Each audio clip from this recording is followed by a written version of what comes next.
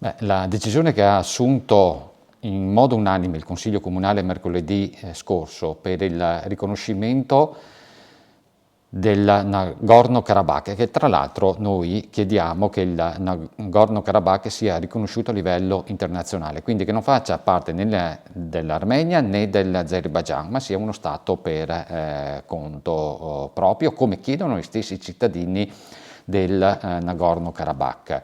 Quella decisione resta assolutamente immutata e non retrocediamo e non retrocedo di nessun passo. Ho ricevuto una mail minatoria abbastanza pesante che ho fatto pervenire alle autorità per completare eventuali indagini o quello che ritengono più opportuno, ma questo assolutamente non mi intimidisce né mi fa paura.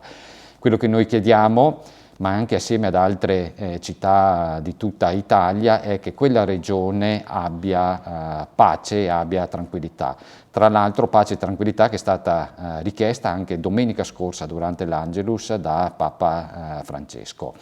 Io voglio anche ricordare che quella regione, come l'Armenia, sono prevalentemente cristiani. Tra l'altro l'Armenia è stata la prima nazione a riconoscere il cristianesimo come religione ufficiale e nei loro confronti noi abbiamo un forte legame ultra secolare. Asolo ha un patto di amicizia con una città armena, Germuk.